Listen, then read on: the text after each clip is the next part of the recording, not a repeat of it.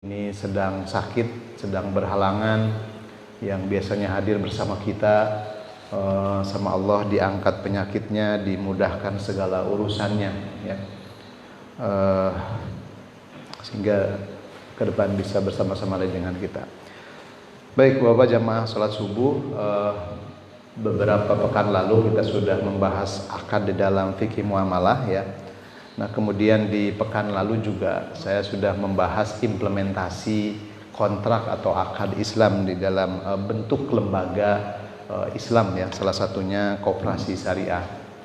Nah, kita akan lanjutkan mungkin beberapa pembahasan, dan saya sih usul kalau bisa saya 2 kali aja lah sebulan gitu, ya, biar nggak bosen lihat mukanya juga mungkin bosen gitu. Ya, jadi monggo kalau bisa sharing yang lain gitu, ya. Dan mungkin saya pinginnya lebih banyak kita diskusi. Nah, pada pagi kali ini kita akan membahas terkait dengan masih kelembagaan yang mungkin kita sudah berhubungan, dan untuk memperkaya wawasan kita, ya, kita akan membahas tentang bank syariah gitu, ya. Jadi ini salah satu lembaga keuangan ya di dalam Islam, dalam rangka untuk menghindari transaksi ribawi yang selama ini mungkin kita berhubungan dengan lembaga keuangan konvensional. Dan bukan hanya sekedar kita bertransaksi, menjalankan, tetapi juga memahami, ya, bagaimana prinsip operasional lembaga keuangan syariah.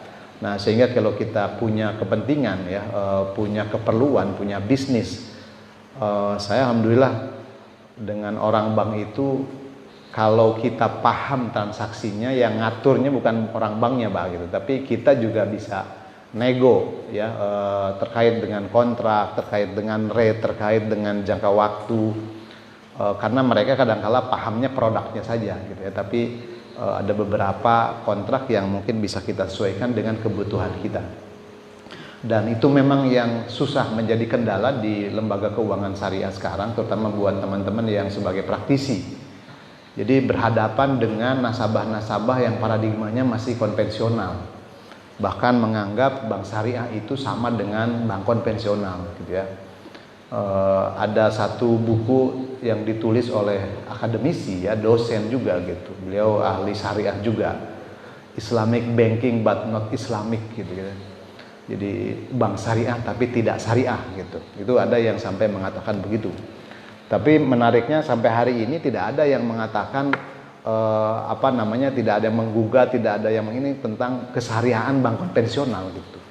Kalau bank syariahnya digugat, tapi bank konvensional nggak pernah dibahas gitu. Yang jelas-jelas itu sistem ribawi. Dan yang menyedihkan hari ini nih isu juga beredar gitu, ya, bahwa di pemerintahan kita itu sekarang dana syariahnya yes, tapi syariahnya no gitu. Ini yang lebih parah lagi gitu, ya. Dana zakat, dana wakaf itu mau digunakan untuk pembangunan infrastruktur negara kita, tapi kalau bicara implementasi syariah dalam kehidupan kita dianggapnya teroris gitu, ya, dianggapnya Islam fundamental gitu, ya, Islam garis nggak lurus gitu, ya, dianggapnya gitu. Ya, itu mudah-mudahan mungkin dengan memahami kita fikih muamalah ini, kita juga bukan ingin mendirikan negara Islam, ya, gitu, tapi bagaimana kita bisa bertransaksi terhindar dari transaksi ribawi. Yang ternyata sampai hari ini transaksi ribawi ini, lembaga keuangan konvensional ini bukan menjadi solusi dalam permasalahan ekonomi, justru dari masalah terbesar. Ya, mungkin saya ingin mengawali dari lembaga keuangan, dari bank konven dulu. Apa masalahnya di bank konvensional dan apa permasalahan syariahnya gitu, ya, supaya kita bisa memahami bahwa beralih ke syariah bukan hanya sekedar syariahnya gitu, ya, tapi memahami maknanya. Di bank konvensional ini sama prinsipnya gitu, ya. Lembaga keuangan ini kan lembaga intermediari. Jadi lembaga perantara, ya, yang mempertemukan antara orang yang punya duit dengan orang yang kekurangan duit gitu. Kalau bahasa ekonominya surplus unit sama defisit unit. Jadi terlepas yang pinjam ke bank juga banyak duitnya gitu, ya. Tapi secara prinsip ekonomi, di adanya lembaga keuangan ini mempertemukan antara surplus unit dengan defisit unit. Orang yang punya kelebihan duit gitu, ya, dengan ketemu dengan orang yang membutuhkan uang gitu. Tapi menariknya di masyarakat banyak orang yang tabungannya 1 miliar butuh modal 500 juta, dia tidak pakai modalnya Pak. Ya, justru uangnya itu didepositokan di bank konven, kemudian dia minjem tuh, ya, untuk modalnya dengan jaminan deposito dia. Itu orang banknya udah merem Pak. Mau usahanya apa, mau halal, mau kagak gitu ya. Itu mau dia nggak perlu apa-apa lagi, nggak perlu dianalisa lagi. Kalau kita pembiayaan jaminannya cash kolateral gitu. Jadi dalam bentuk cash deposito atau tabungan atau logam mulia gitu ya. Itu udah merem. Pokoknya selama bahkan bisa pinjamannya 100%. Jadi kalau tabungan 1 miliar, kita bisa minjem 1 miliar. Sekalipun kita nggak punya penghasilan Pak. Kalau jaminannya itu cash kolateral. Karena dalam sistem konvensional tidak urusan itu uang untuk apa, berapa kemampuan dia mengembalikan ya. Pertama itu jaminan dulu. Jaminannya punya nggak? Sehingga kalau dia nggak sanggup bayar udah tinggal sita aja, tinggal ambil alih jaminan. Apalagi jaminannya cash kolateral dalam bentuk tabungan dan deposito. Ya, ini salah satu kelemahan di bank konven. Ya. Yang kedua, di bank konven itu orang kalau udah punya kedekatan, gaji saya 10 juta misalnya, minjemnya cicilannya 20 juta per bulan, bisa Pak. Gitu. Yang penting tadi jaminannya menuhi ya. Kalau urusan kemampuan membayar, kalau udah punya kedekatan berulang kali apalagi, bahkan gitu ya, kita nggak minjem aja dipaksa suruh minjem. Kita kalau punya hutang yang berjalan aja mau dilunasin tuh dia nggak mau gitu. Atau boleh dilunasin tapi nanti minjem lagi Pak gitu.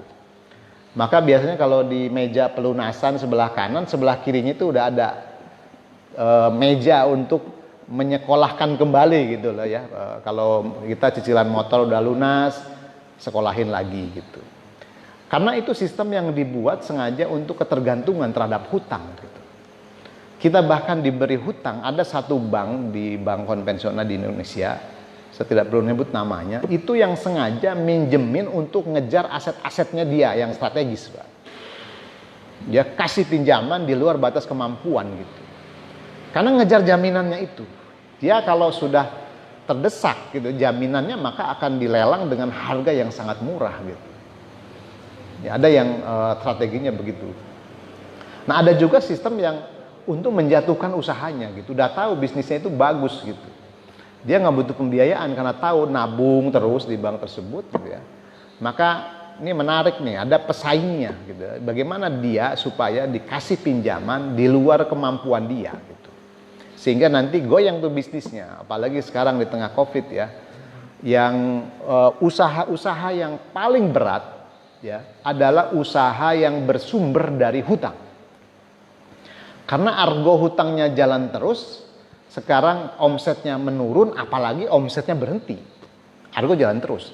Terlepas ada kebijakan dari OJK bahwa boleh menunda pembayaran pokok, boleh menunda pembayaran bunga yang awalnya Maret 2021, sekarang diundur jadi Maret 2022, bahkan ada kemungkinan 2023. Karena pemerintah meyakini kalaupun COVID ini normal di 2021 gitu ya, dampak dari COVID ini belum tentu pemulihan ekonomi ini 2021 itu bisa pulih, segera pulih.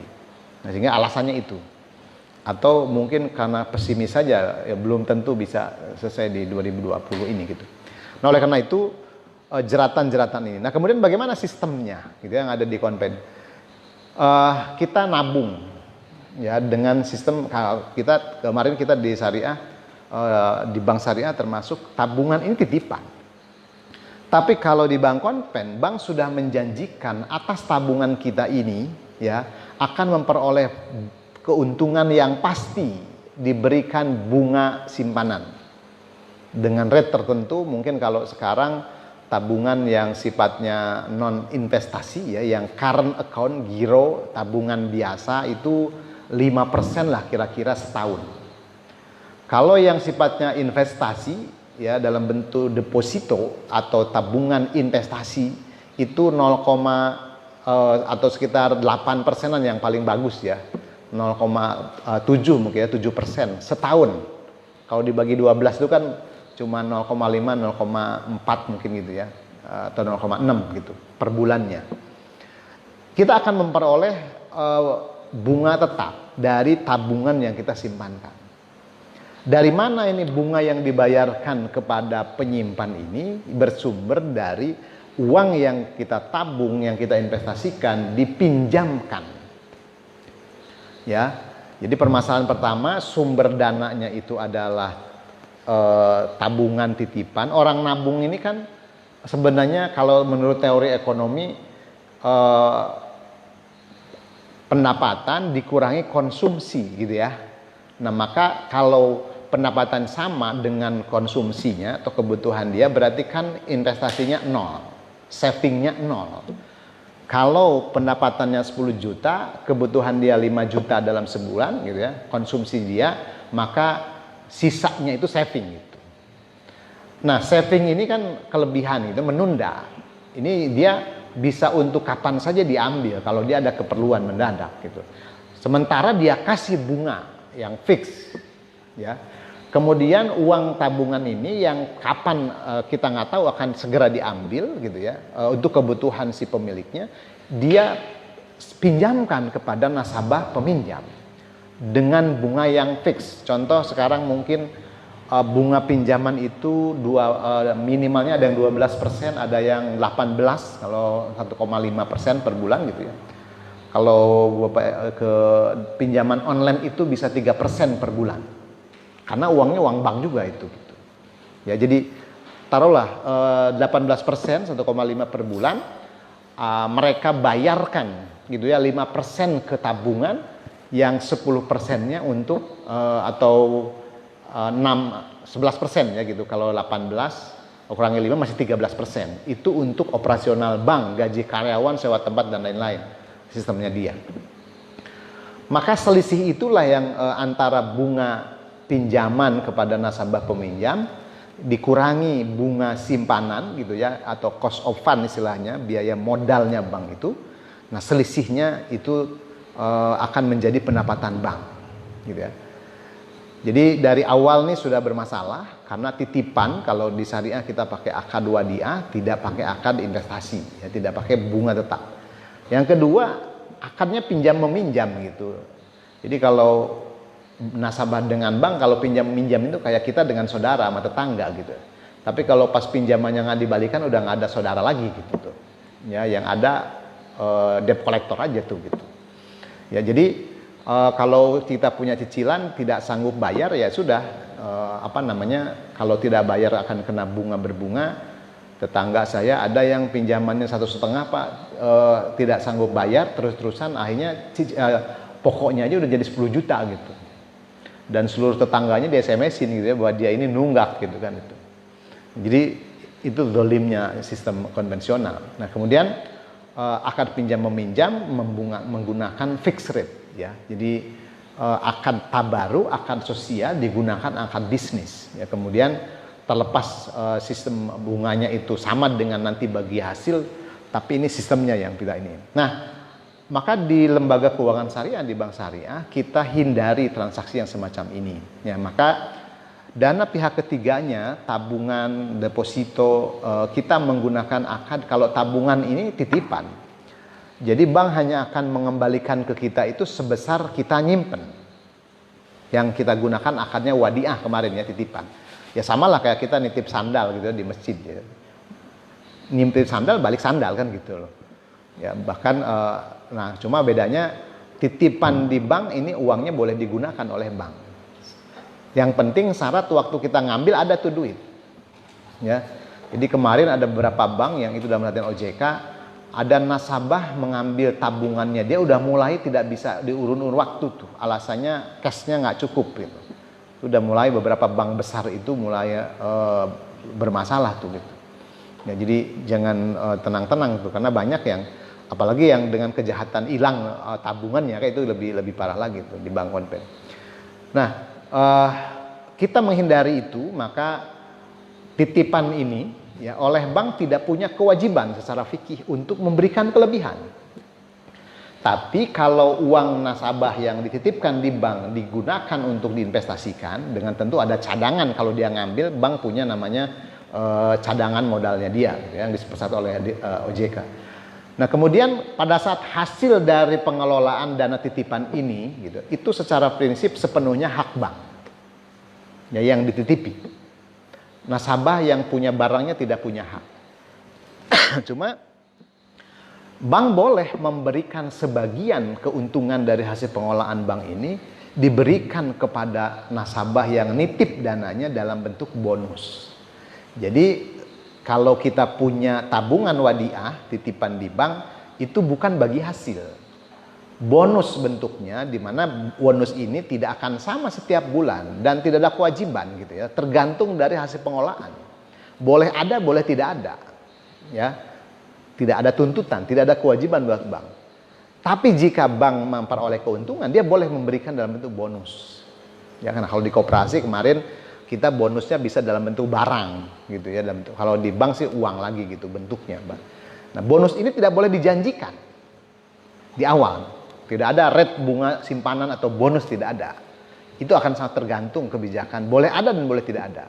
Ya, cuma biasanya untuk menarik supaya orang nasabah lebih banyak nyimpen di dia, nitip di bank, dia berikan bonus.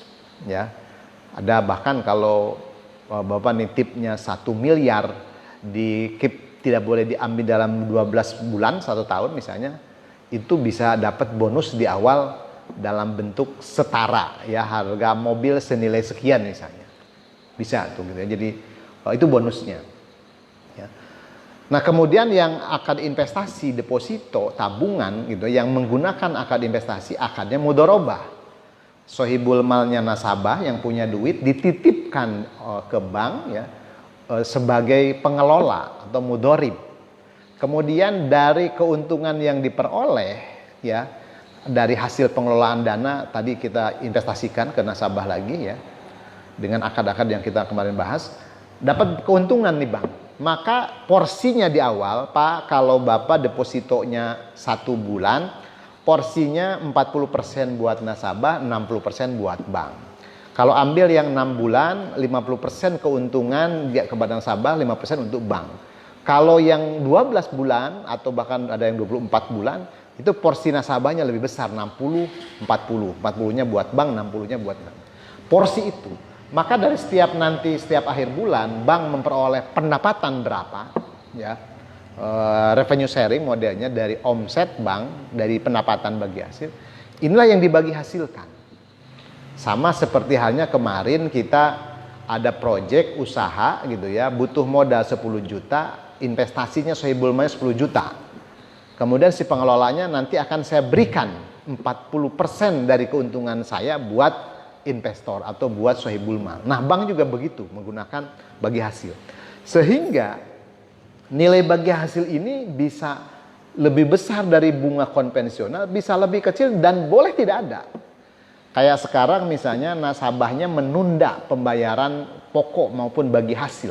Itu tidak ada kewajiban untuk memberikan bagi hasil. Dan saya melihat di beberapa akun investasi, tadi malam saya meeting lembaga wakaf, bulan Maret, April 2020 itu 0, tidak ada bagi hasil. Tapi di bulan Juni, Juli itu naik 2 kali lipatnya dari bulan lalu bagi hasil yang diberikan oleh lembaga keuangan syariah. Nah ini resiko yang harus disiap oleh nasabah gitu. Jadi kalau di konven kan enak, pokoknya prosentasenya bank dapat berapa kita nggak perlu tahu. Yang penting bunga simpanan kita berapa, pasti akan masuk. Inilah yang menjadi membelatkan. Tahun 2000, tahun 9 berapa ya?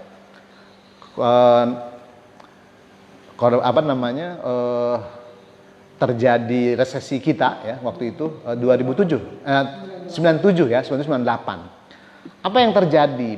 Pemerintah menggenjot supaya sektor real berjalan, bunga deposito itu sampai 60%. Memberikan bunga tinggi untuk simpanan, tapi bunga pinjamannya 30%. Jadi ada istilahnya bunga simpanannya lebih besar, sementara bank melempar karena kondisi ekonomi lebih kecil daripada dia bunga simpanan. Apa yang terjadi di lembaga keuangan? Minus, Pak. Jadi dia lebih besar biaya simpanannya, cost opannya dibanding pendapatan bunganya. Ya, ini yang terjadi di bank-bank di lembaga keuangan tahun waktu 97-98 pada saat terjadi seekonomi. Karena pemerintah menggenjot bunga deposito sampai 60% kalau nggak salah waktu itu. Gitu. Nah, sementara bunga simpanan nggak ada, bahkan 30% aja nggak ada yang mau minjam gitu, karena memberatkan.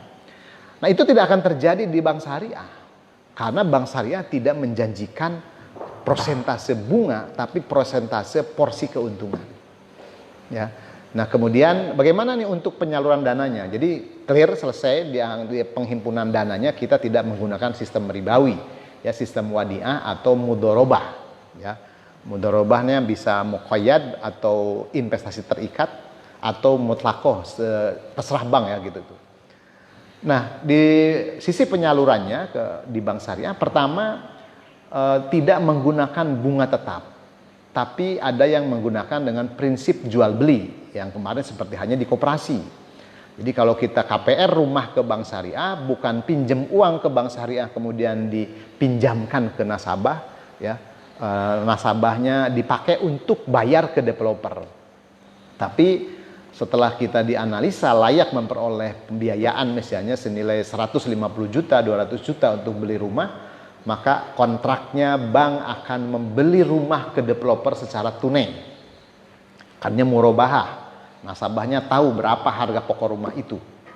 Kemudian dijual kembali kepada nasabah, ya, dengan akad murabahah cicilan 10 tahun, 15 tahun, ya, tentu plus margin yang disepakati, ya. Nah, dulu sampai 15 tahun itu tidak berubah tuh cicilannya, Pak.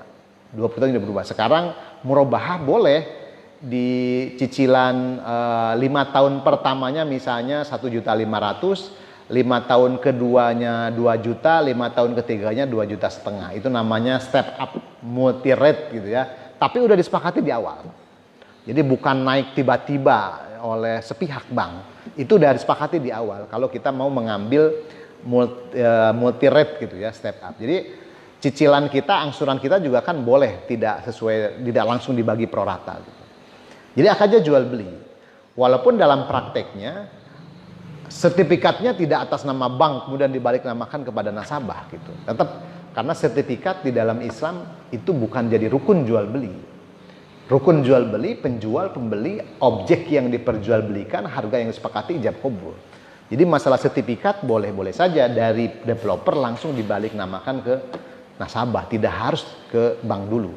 Tapi yang menarik di BPRS tempat saya DPS di situ, tanahnya dibeli atas nama bank dulu, Pak.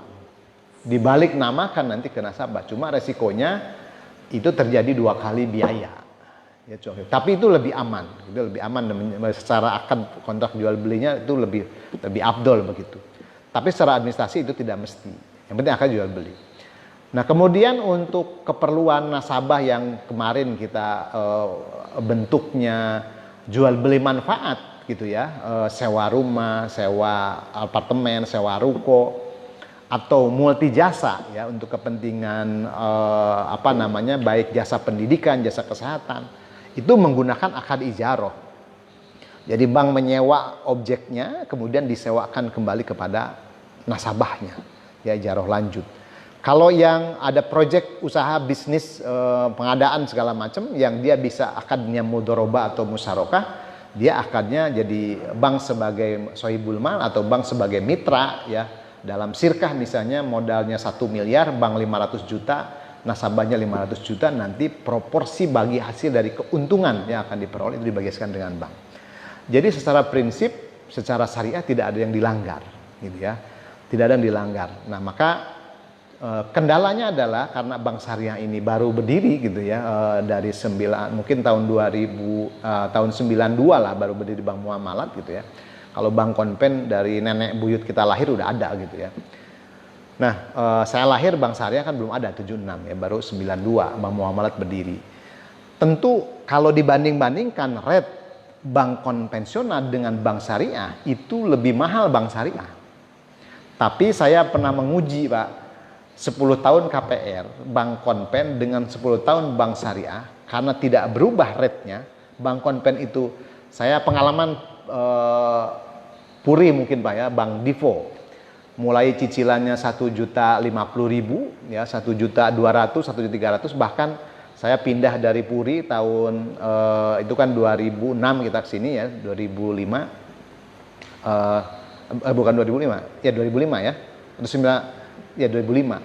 Saya pindah ke Pamulang, ke salah satu bank konvensional, dari 750 cicilan tahun pertama, itu tahun kedua langsung ke 900.000. Jadi kayak argo kuda gitu ya. Tahun ketiganya itu udah 1,3 dari cicilan 750. Jadi kalau kita bandingkan nih kenaikan bunga dalam waktu 10 tahun ya, dengan konvensional, dengan syariah yang dari awal sampai akhir tidak ada perubahan rate-nya gitu ya, itu ujung-ujungnya lebih mahal konvensional dibanding yang syariah. Cuma kalau ngelihat di awal, contoh cicilan pinjaman 100 juta itu 1,3 di bank konvensional ya, kalau di syariah ini bisa 1,6 Pak di awal. Karena secara bisnis kita ada namanya premium risk, resiko investasi yang kita tidak bisa merubah harga ke depan. Sehingga di awal udah diambil dulu. Tapi kalau di konven itu, apalagi sekarang BCA itu ya gitu, awalnya itu 4%, terus 6%, 8%, karena di kontraknya juga bahwa kenaikan tingkat suku bunga itu menjadi kewenangan bank tanpa harus persetujuan nasabah. Ya tergantung mereka. Ya itu yang kalau kita mau jujur ya, kita hitung secara empirik itu tetap lebih mahal. Tapi kalau kontrak-kontrak jangka pendek itu memang secara rate-nya.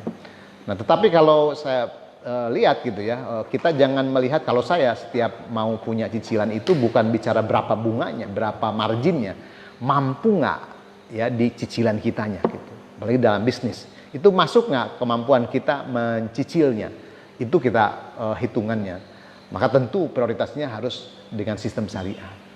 Nah, ada akad juga kontrak yang alhamdulillah pertama kali ngajuin itu ditolak di bank syariah, tapi tahun kedua itu sudah kita bisa pindahkan ya, take over. Jadi yang walaupun sekarang mungkin memang masa pandemi ini hampir semua bank ini, walaupun ada ya yang sudah menyalurkan, BTN Syariah sekarang sudah menyalurkan lagi pembiayaan, cuma agak hati-hati gitu.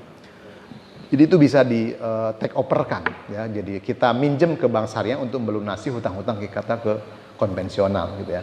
Supaya khawatirkan hutang kita ini tidak sesuai dengan umur kita gitu ya. Kalau masih di konven gitu ya, kita sudah tahu masih kita jalankan, nah ini dosanya berlipat. Tapi kalau belum tahu mungkin kita nggak ada masalah. Nah, sehingga kalau kita cicilannya ke bank syariah, minimal kita tidak membantu sistem ribawi gitu ya. Atau ya syukur-syukur kita tidak punya cicilan ya, tidak punya hutang ya, kita sebagai investor sebagai. Jadi kira-kira itu di lembaga keuangan syariah, di bank syariah ini yang dipakai, direplikasi semua nanti di multi finance syariah, di pasar modal syariah gitu ya, di hampir semua itu kontraknya.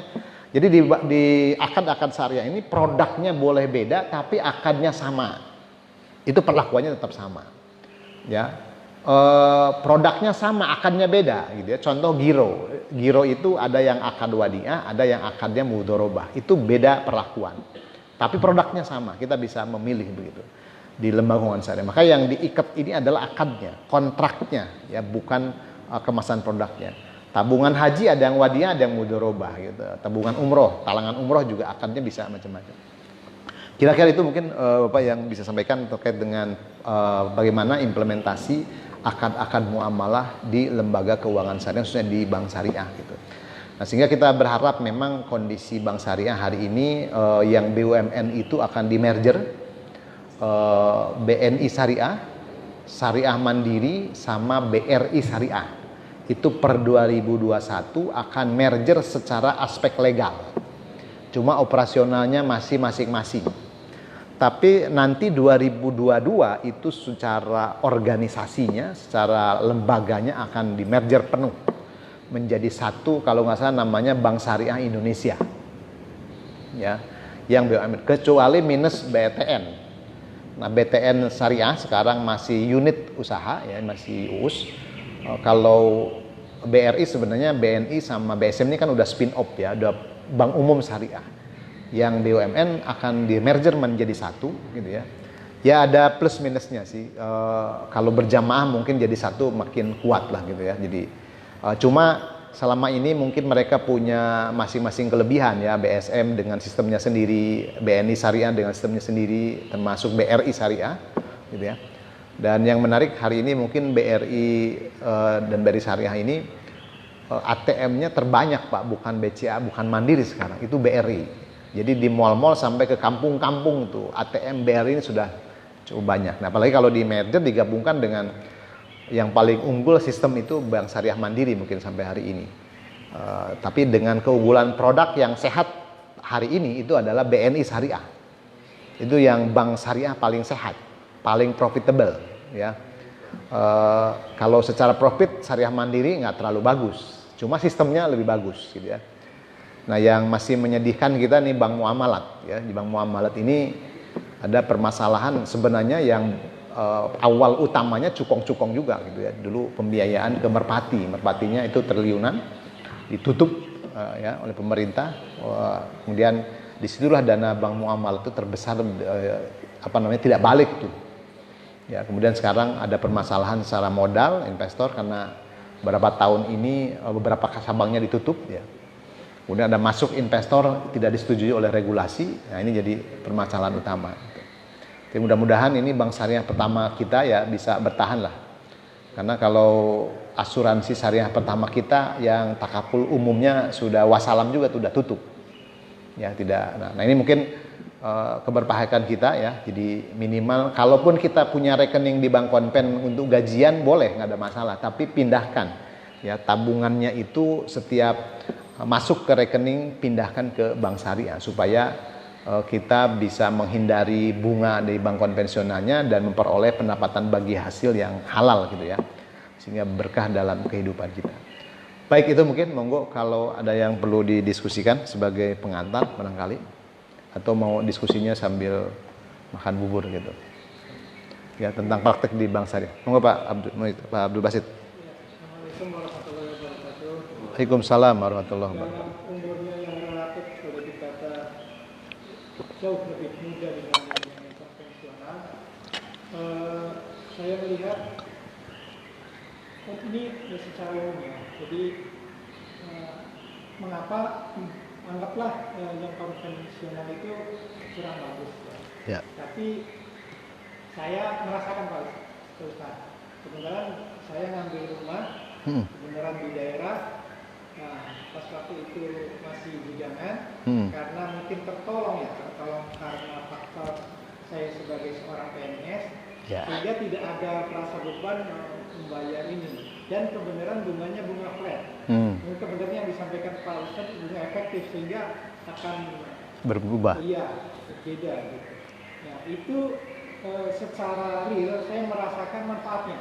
Artinya apa? Saya memiliki rumah ketika kondisi masih bujangan. Dari satu sisi ya.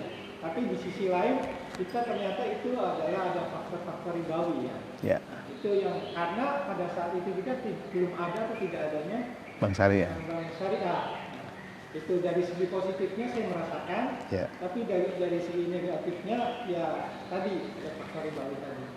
Kemudian mengapa masyarakat secara umum Indonesia kalau ada bank-bank syariah itu kurang bukannya kurang interest atau apa ya? Karena faktor dari pihak syariah sendiri belum memberikan pemahaman terhadap masyarakat sehingga kurang menyadarinya masyarakat akan nilai manfaat dari bank syariah, atau karena memang masih muda sehingga masih terus memperbaiki diri ya. Kemudian bagaimana bisa enggak? Karena yang dari bank-bank konvensional juga adalah orang-orang muslim juga, banyak juga. Sehingga yang dipersoalkan adalah sistemnya. Nah, bagaimana kita tidak bukan menumbangkan apa bahasanya? Melawan. Saya mengganti lah kalau saya. Mengganti dengan sistem yang lebih baik, sehingga orang-orang yang berada di bank konvensional yang tetap bekerja, tetap mendapatkan hasil, cuma merubah dari yang haram menjadi Halal. halal. Itu mungkin yang sangat berat ya bagi mungkin perjuangannya panjang. Karena mungkin dilihat dari sejarahnya, apakah karena faktor dulunya kekalahan Islam dalam perang salib sehingga sistem yang berputar dalam kondisi sekarang ini adalah sistem ya materialisme dan sebagainya. Mungkin seperti itu atau seperti apa.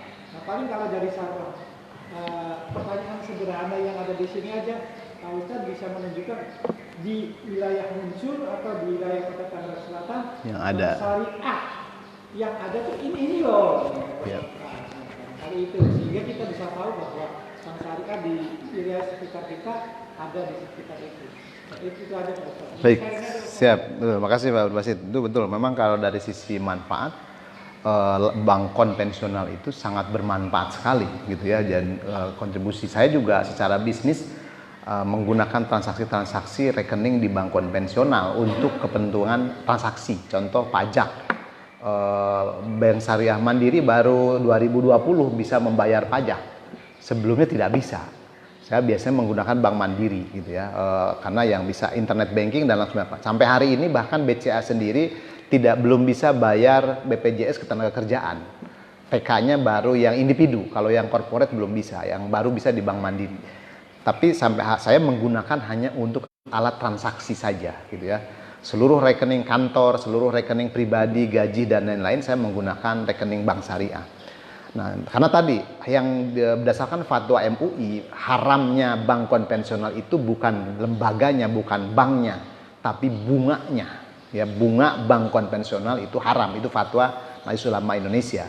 Maka kepentingan transaksi boleh. Tapi kalau transaksi itu sudah ada di bank syariah, ya kalau bisa kita mengurangi, ya mengurangi hubungan bertransaksi ya. Kalau di bank syariah sudah ada. Nah, terkait dengan keberadaan gitu, memang bank syariah tidak sebanyak bank konven. Kita di BSD itu baru ada BNI Syariah sama Bank Syariah Mandiri.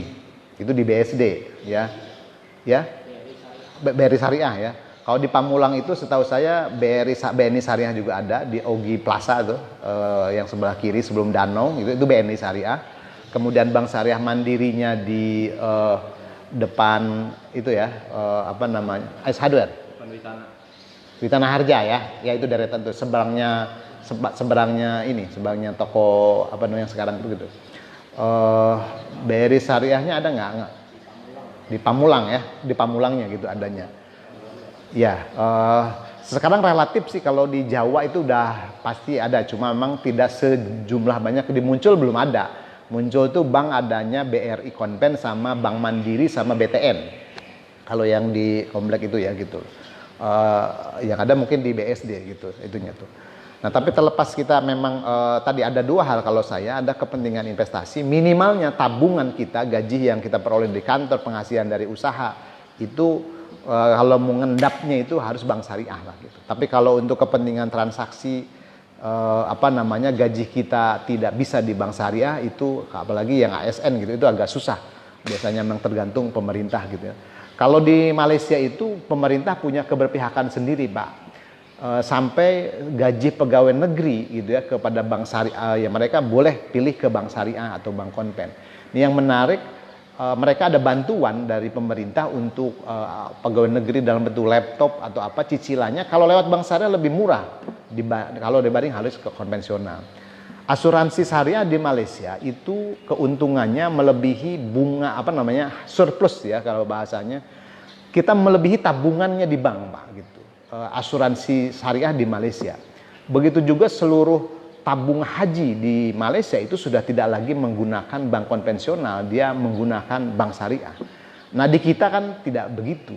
Dana haji saja bank konven masih diberi kesempatan, masih diberi peluang gitu untuk mengumpulkan tabungan haji. Padahal haji itu perjalanan suci gitu ya, ibadah yang paling sempurna di dalam Islam. Kalau kita nabung hajinya di bank konven nih, khawatir kan tadi kesyariahan kita karena ada sistem yang ribawi di situ tidak bisa kita hindari ya. Harusnya kalau pemerintah mau berpihak secara syariah, ya sudah, transaksi syariah itu harusnya melalui bank syariah. Haji tidak buka di konvensional. Nah tentu akan mendorong. Nah termasuk kebijakan di praktisi bank syariah sebenarnya tidak mengharapkan bank syariah BUMN di merger. Justru kalau dilihat portofolio aset Pak, bank syariah dibanding dengan konvensional, semuanya digabung ya, baik yang swasta maupun yang BUMN, itu baru 6% dari portofolio aset bank di Indonesia dari dibanding dengan konven. Nah dengan di merger BUMN bank syariah ini tidak ada pengaruh apa-apa. Yang diharapkan itu adalah sebenarnya salah satu bank BUMN dikonversi. Apakah itu BRI, tidak ada lagi BRI konvennya, syariah semua. Atau BNI, dia dikonven tuh yang konvensionalnya menjadi syariah, full syariah. Ya, itu baru akan berpengaruh ke portofolio aset. Ya, kalau sekarang seluruh aset bank syariah kan dikumpulin jadi satu atau terpecah-pecah nggak pengaruh gitu. Tapi kalau ada asetnya BNI konven dikonversi menjadi syariah, itu bisa melonjak mungkin bisa 10-15% tuh portofolio aset bank syariah. Kalau sekarang 3 BUMN bank syariah di merger tidak berpengaruh ke total aset itu. Ya percuma sehingga mungkin bisa menjadi tadi saling melengkapi kekurangan dan kelebihan-kelebihannya gitu. Kita mudah-mudahan berharap sih begitu. Nah, cuma yang ketar-ketir memang bank syariah swastanya. Ini mau gimana nih nasibnya? Sekarang aja mereka udah kurang mampu bersaing dengan bank-bank besar syariah bank MN ini. Apalagi mereka yang bank besar ini jadi satu gitu. Cara ngelawannya gimana nih gitu loh. Karena banyak kan bank syariah yang swasta bukan milik BUMN. Siaga, CMB Niaga Syariah. Kemudian siapa lagi tuh? Banyak ya yang bank syariah. Termasuk BCA gitu ya, BCA Syariah. Sekarang aja ngelawan yang ada dengan syariah ini nggak ini juga. Maka kebijakan itu yang memang sebenarnya tidak bisa hanya keinginan masyarakat, tapi mudah-mudahan lahirnya bank syariah juga itu dulu kan sahamnya sampai retail Pak. Ya ada milik seseorang individu Majelis Ulama Indonesia segala macam. Nah harusnya memang keberpihakannya ini. Ya jadi kalau dari pemerintah ada keberpihakan secara syariah, secara sistem itu tentu ini. Contoh bank wakaf juga sekarang kan yang ada bank wakaf mikro. Harusnya seluruh bank syariah, bank di Indonesia punya satu bank wakaf itu yang mengelola aset-aset wakaf produktif yang ada di nazir-nazir wakaf di seluruh Indonesia. Tidak terjadi juga di kita. Yang ada bank wakaf mikro di pesantren-pesantren gitu ya, yang itu yang kelihatannya juga agak berat kondisi sekarang gitu. Jadi memang itu yang tidak cukup dengan niat saja, tidak cukup dengan ambisi masyarakat, tapi harus kebijakannya. Ya, bahkan dari Bank Indonesia, dari OJK sendiri sekarang bahkan tidak niat mengembangkan syariah gitu. Syariah ini semakin ditekan gitu ya, karena yang agak besar tadi contohnya bank muamalat kita ada investor Timur Tengah yang mau masuk. Ya itu sampai hari ini dihambat tidak bisa tuh gitu. Bahkan komisarisnya sudah diketok palu di RUPS tidak diakui oleh OJK sampai hari ini. Nah sehingga tidak bisa tuh. Karena ada investor lain nih yang menariknya konglomerat non muslim gitu ingin membeli bank syariah. Kalau pemiliknya sudah tidak Islam, apalagi yang diharapkan di situ. Ya kalaupun berkembang ya secara bisnis saja. Bank muamalat itu menarik Pak, satu-satunya di bank di Indonesia yang dia itu kalau waktu sholat duhur dia gelar karpet di depan customer service-nya. Atau kebijakan waktu Pak Riawan Amin itu di mana ada counter bank muamalat di sampingnya musola, harus di depan. Ya, kantor-kantornya sekarang itu tidak ada sekat-sekatnya kaca gitu. Seluruh pimpinan sama ini itu sama. Itu secara sistem itu luar biasa, ya. Tapi tidak cukup dengan itu memang gitu ya, karena kebijakan pemerintah juga harus mensupport yang selama ini memang gak berat tuh, sehingga perkembangan di kita ya boleh dikatakan layahya walayamut gitu ya gitu di kita. Jadi mudah-mudahan dengan mergernya Bank BUMN Syariah juga ini mungkin bisa memberi angin segar lah persaingan kepada teman-teman yang kita lain. Baik, ada lagi mungkin? Oh silakan Pak Budi. Sebenarnya apa yang paling mendasar gitu, padahal negara kita kan Muslimnya banyak besar gitu. Dari tadi Pak Ustaz bilang agak susah untuk mengembangkan perbankan syariah. Terus yang paling dasar nih apa sih sebenarnya hukumnya orang yang bekerja di bank konvensional tersebut dan orang-orang yang bekerja sama dengan bank tersebut. konvensional. Baik, ini menarik pertanyaan Pak Budi. Permasalahannya apa gitu? Permasalahannya adalah kita syariah mindednya tidak ada di kita. Ya, jadi masih ini perhitungannya untung rugi buat saya kalau rate bank syariah. Ini yang menarik gini Pak. BI ini yang melakukan penelitian Bank Indonesia. Apa yang terjadi pada saat Bank Indonesia menaikkan tingkat suku bunga? Bank Indonesia ya. Dampak terhadap bank konven dan terhadap bank syariah. Ini saya kebetulan ada teman di Bank Indonesia di bagian riset, Dr. Ali Sakti. Belum presentasikan hasil risetnya di Direktorat Bank Syariah waktu itu ya beliau. Jadi kalau BI menaikkan tingkat suku bunga, itu buat bank konven itu untung besar Pak. Karena simpanan-simpanan dari bank syariah itu pindah. Ya, orang yang nabung di bank syariah karena tingkat suku bunganya naik.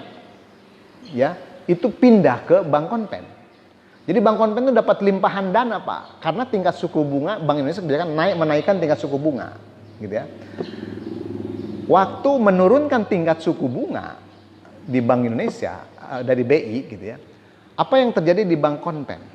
Ya, itu piutang-piutangnya ke bank syariah atau hutang nasabah ke bank syariah, itu nasabahnya itu pinjam ke konven karena tingkat suku bunga turun untuk melunasi ke bank syariah. Jadi ternyata dua kebijakan buat bank syariah itu menderita semua tuh gitu. Suku bunga naik dia kehilangan nasabah penabungnya, suku bunga turun dia kehilangan nasabah pembiayaan. Kalau di konven itu semuanya positif gitu. Tapi kata beliau, semakin hubungannya positif dengan tingkat suku bunga, berarti itu semakin meyakinkan gitu ya. Dan semakin hubungannya negatif tingkat suku bunga dengan bank syariah, itu semakin syariah bank syariah kata beliau. Sudut kacamata kita iya sih Pak. Tapi buat orang bisnis lain lagi ceritanya gitu. Akibat tadi Pak, pemahaman kita ya tadi berarti sebatas ya kalau ke bank konven, kalau murah saya ke bank konven aja. Tapi kalau pas bank konven mahal, saya pilih bank syariah. Jadi bukan karena kesyariahannya. Ini Pak Karim Consulting meneliti juga Pak perilaku konsumen nasabah di Indonesia. Waktu ditanya pilih mana sistem syariah apa konvensional, itu 90% memilih sistem syariah, menyetujui. Tapi waktu dipilih Anda mau pindah nggak dari bank konvensional? Sebagai contoh, waktu Majelis Ulama Indonesia itu sebenarnya para pekerja di bank konvensional itu malah petaka dengan keluarnya fatwa pengharaman bunga bank konven. Karena bayangannya orang-orang bank konven itu dana seluruh bank di bank konven akan dipindahkan ke bank syariah. Ya, asumsinya nih. Tapi ternyata pada saat fatwa itu dikeluarkan, nggak ngaruh apa-apa tuh gitu. Yang di konven tetap di konven, yang di syariah juga ya. Makanya kalau yang di syariah tuh perilakunya tuh hanya 30% Pak, yang tidak melihat lagi pelayanan, tidak melihat suku bunga. Pokoknya selama itu syariah saya di situ syariah. Tapi yang 70% itu kategorinya kategori orang yang realistis. Nah, tergantung tuh gitu loh. Ya buat saya menguntungkan atau tidak gitu. Ini yang pertama pas secara perilaku. Maka saya secara pribadi saya punya konsultan yang bergerak di bidang training lembaga keuangan syariah ya PT SEBI Consulting ini. Selama ini memang mentraining itu karyawan bank syariah Pak. Tidak ada gitu bank saya itu ngundang Pak tolong nih saya punya nasabah gitu ya. Perkenalkan nih bagaimana akad-akad syariah ini gitu. Makanya mungkin di masjid-masjid juga jarang yang membahas bagaimana praktek bank syariah, asuransi syariah. Minimal paham dulu lah gitu. Tahu dulu. Kalau udah tahu masih lempeng, itu hati-hati aja gitu kan gitu loh. Nanti kayak Metro Mini tuh gitu ya. Tapi kalau udah dikasih tahu mudah-mudahan kayak pilkada gitu ya. Yang di masjid-masjid saya bilang orang bener tuh sedikit masalahnya gitu. Makanya suaranya juga nggak signifikan gitu Pak Adi ya. Yang banyaknya itu kan yang jarang ke masjidnya ini gitu loh masalahnya. Nah orang lain menggarap ini nih. Ya menang gitu. Dan ini mencerminkan di kita Pak. Mencerminkan perilaku masyarakat di kita. Itu mungkin Pak Budi ya. Tapi mudah-mudahan nih kita ini dari yang sudah solid jamaah masjid gitu ya, bisa menyampaikan ke saudara kita, tangga kita. Nah sekarang pertanyaan kedua, apa hukumnya orang yang bekerja di lembaga keuangan syariah, di hotel mesum, di asuransi konvensional gitu ya, di koperasi konven. Di buku hadisnya Dr. Yusuf Qaradawi itu ada pembahasan begini. Pertama, gitu ya. Kalau yang mau hati-hati, ada hadis barang siapa yang memfasilitasi kemaksiatan, gitu ya, membantu, ya bahkan kita sebagai pelaku, itu hukumnya sama seperti orang yang melakukan itu. Ya, membantu perzinahan dapat pahala zina, gitu, dapat dosa zina. Membantu ribawi dapat dosa ribanya. Karena sama juga dengan yang membantu kebaikan, memfasilitasi kebaikan, orang akan memperoleh pahala yang sama seperti orang yang melakukannya dengan tidak mengurangi pahala yang bersangkutan gitu. Maka kalau mengambil hadis ini, orang yang bekerja di situ itu sama seperti halnya pelaku orang yang sistem ribawi. Nah, cuma dalam Islam ini kan tidak kacamata kuda begitu ya. Kata beliau, jika begitu ya, yang bersangkutan ini tulang punggung keluarga, kemudian jika berhenti di bank konven itu keluarganya akan menderita, akan terkatung-katung, tidak punya penghasilan. Kata beliau, tidak boleh langsung keluar. Harusnya siap-siap dulu cari penghasilan yang jelas-jelas halalnya. Gitu ya. Baru kalau sudah dapat, beliau berhenti. Maka minimal itu tidak menikmati dulu. Bahwa dalam dirinya ini menganggap ini ngehalal gitu. Tapi tidak boleh menikmati.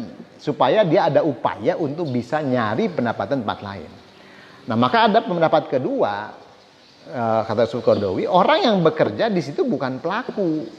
Ya, kita mah bekerja digaji dari pekerjaan kita melakukan itu. Cuma hadis yang pertama dinafikan nih.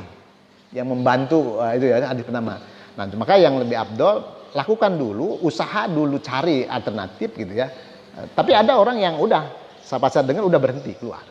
Resiko ya yakinlah Allah Maha tahu akan kebutuhan rezeki kita. Ada yang nekat begitu gitu ya. Saya mungkin imannya tidak sekuat itu gitu ya. Boleh tuh pilih Islam tuh. Selama tidak menikmati, dia meyakini. Sama seperti orang yang belum pakai jilbab gitu ya. Yakini dulu, saya bahwa nggak pakai jilbab itu berdosa. Menutup aurat itu wajib. Tapi belum sanggup, nah itu dosanya satu.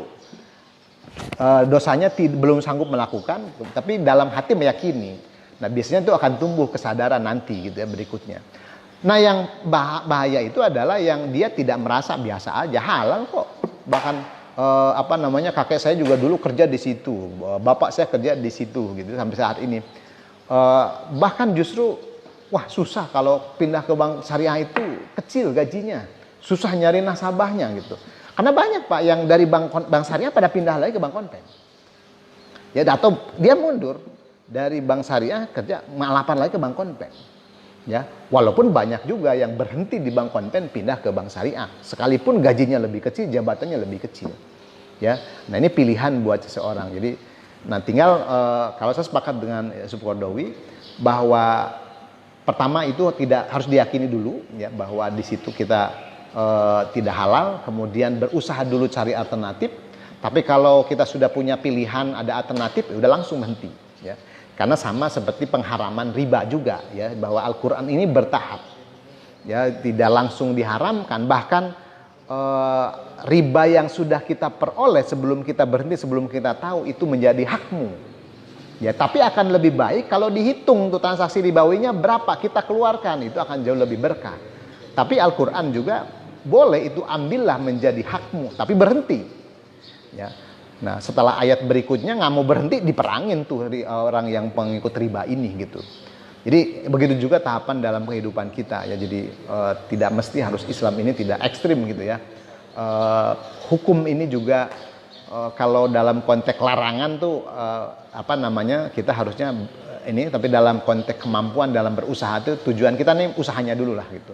Memahami dulu, kemudian syukur-syukur tadi sebagian kita bisa tinggalkan sebelum meninggalkan seluruhnya. Jadi gitu Pak Budi ya, mudah-mudahan upaya kita ini sama Allah tuh, karena tadi yang dinilai oleh Allah itu usahanya, bukan hasilnya. Nah, sehingga dalam wilayah usaha ini Allah nilai ya. Mungkin hari ini kita belum bisa menghindar, tapi minimal meyakini dulu bahwa ini adalah sistem yang Allah ajarkan sesuai dengan Al-Quran gitu ya. Nah, mudah-mudahan kita bisa implementasikan. Karena saya sering menyampaikan yang punya rekening di bank syariah saja belum tentu masuk surga ya. apalagi rekeningnya yang tidak di bank syariah gitu ya. Nah ini itu yang harus kita yakini. Baik, mungkin cukup kita lanjutkan di sini nanti sambil mohon maaf kalau ada kekurangan. Bila taufiq wal hidayah. Assalamualaikum warahmatullahi wabarakatuh.